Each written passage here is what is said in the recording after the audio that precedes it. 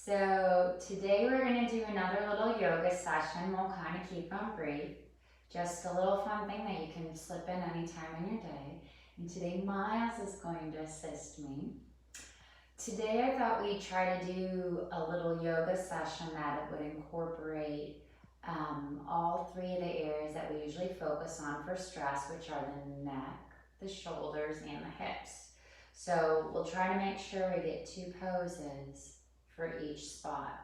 So I'm going to start some music.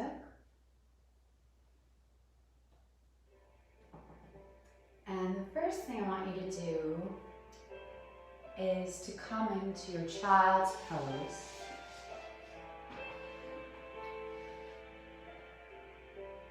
Now first, to begin, you always want to start by kind of slowing yourself down to get reflected. So you're going to start your first breath with your body, so you can just feel your back. It might be a little stiff if you've been sitting. You can still press on your back if you want. Your next breath will be your emotions, what you're feeling. And you're not trying to change them, you're just trying to see what they are. And then your last breath will be your thoughts. So now that you've taken a few breaths, slowly roll your spine up like a pearl necklace. And go ahead and roll your shoulders back. For our first neck pose, we're just going to go ahead and roll to one side. It doesn't matter which side. And then roll to the other side. And then roll one more time. And now, for our next part, we're going to take a book, because everyone has a book. Not everyone has a yoga block, but everyone can get a book. So Miles is going to take this book. It might actually be a little bit wide for him, but I'm going to take a book like this. And we're going to come forward into that puppy pose that we do sometimes. And we're going to hold our book in between our hands, pressing in on the sides of the book. We're going to raise our arms up. And we're going to keep in our puppy pose. So with our puppy pose, we're on our knees, and we're extending our arms up, and we're bending our hands up. And this is just to get a little bit farther into the neck area, kind of starts to get up into the shoulders. And we'll let that go, and we'll put our book to the side. Now next, we'll roll out our hands, and we'll sit back on our toes, and then we'll roll the other way. And we'll slowly stand ourselves up. And we'll raise our arms up overhead. And now we'll do a pose that incorporates the shoulders and the hips to warm up. And it's a bird we might see outside if we were quarantined in Alaska. So I bet you guys remember this one is eagle. So we'll bring one arm in front of the other, and we'll sit down into our eagle, and we'll bring one leg on top of the other. And we'll sit back. And now if we want, we can bend down and humble our eagle to the ground. Or we could bring our eagle back up. And then we'll fly and spread our wings and maybe kick our feet up. Miles has very good balance, so he can do that pretty well. And then we'll switch sides. So we'll come with our other arm on top, and we'll sit down again.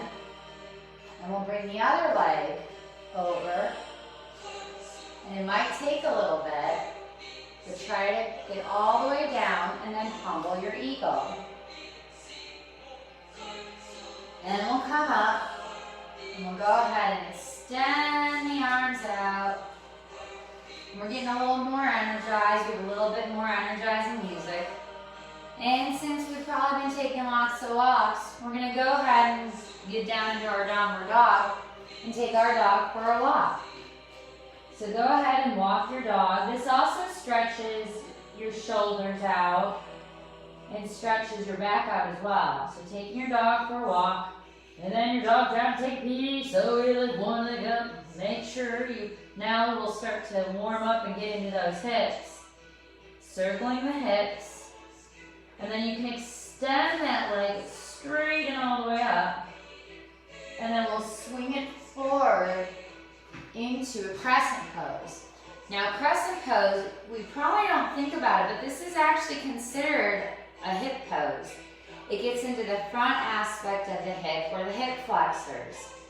We'll try to plug our hands into the sky, and we can even add on like we do in yoga class at Selva, and bring our hands to heart center. You can remember an intention. If you'd like to here, you can lean forward and twist your arms over to the side. You can fly like our eagle did, or you can keep your hands here depending on how they're feeling. And now we'll bring our hands back down to the ground and swing our leg up again, letting our dog get the last out of that bladder. And now we'll take our dog for a walk. Now we'll imagine that we're walking our dog, and we want to enjoy our dog, and that dog has to take a pee. So we lift our leg up, and we stretch out the hips, breathing into the acetabulum as we're moving the hip through the body. And then we'll swing that hip forward and come into crescent pose on the opposite side. Again, stretching through that hip flexor. Now we can circle our arms down out this way and bring our hands in front of our heart center. And we can lean forward and turn the other way. And again, we can fly our hands open and then fly them closed again and come back down to our plank. And maybe we should take a little bit of an upward dog, just since we're walking our dog, and stare up at the ceiling. This stretches the front of the neck. And we'll come back to our last downward facing dog. And we'll walk our hands slowly to our feet. And we'll roll up one huge vertebrae at a time. And roll the shoulders back. So now we've actually done poses that have hit all 3 sides, our neck, our shoulders, and our hips. And now, while I try to see if I can get the music started, I'm going to ask Miles to think of a pose for any one of those that he would like to add. Ooh, thank you. What about chair? We could add chair. Chair actually gets a little bit more into our quadriceps. So let's do our chair. We'll raise our arms up, plugging our fingers into the sky, and we'll sit back down into our chair. We can plug our hands forward more, bring our hands to our heart center, and Miles, do you want to do a little bit of a twist? Okay. Sure. We'll do a twist to the side, and then we'll shoot one leg back. Now I'm doing some more complicated poses because a lot of you have been doing yoga with me for a while. But it is also good to repeat things. So we'll fly our hands open, and then we'll bring our hands back to heart center and bring ourselves back to chair. Now let's stand up, and we talk about wiggling it up because you can't hold things forever, especially hard chair poses. And now, Mom, should we do the other side? Let's do the other side. So we're going to get down into our chair. We'll raise our arms up, and we'll bring our hands to our heart center. We'll do this one side, and this will be our last pose. And then we'll step the leg back, and we'll fly our arms. And then we'll come back in, and we'll sit up, and we'll jump that out. So we're going to end here today in a standing. Sometimes it's good to change things up. And we ended a lot, usually in a shavasana or a resting pose.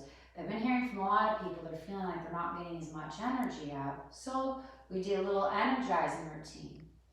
But before I finished, Miles and I were talking a little bit about nutrition earlier. And I always like to give you one thing. So Miles, if you want to grab we decided to just talk about 2 things that you could eat every day. So the first one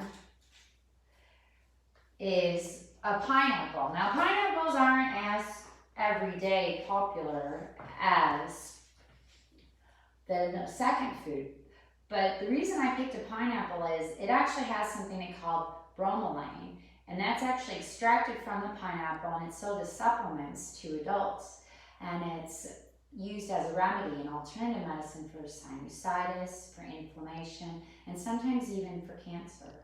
So I thought that was pretty cool that a pineapple has an extract that's sold in health food stores. And the next food is a silly banana. Now bananas are so commonplace, and a lot of times people don't think about them very much, but they're actually quite nutritious. So I looked up today, and I didn't get a chance yet to tell this to my wonderful sons, but one banana has 9% of your potassium for the day, 33% of your B6, and that B vitamins are very important in energy. 11% of your vitamin C, which a lot of people have been trying to get a lot of vitamin C because it helps your immune system. 8% of your magnesium, and it also has 3.1 grams of fiber. So there's your nutrition tidbit, and we'll see you again soon. Thank you so much for practicing yoga. Namaste.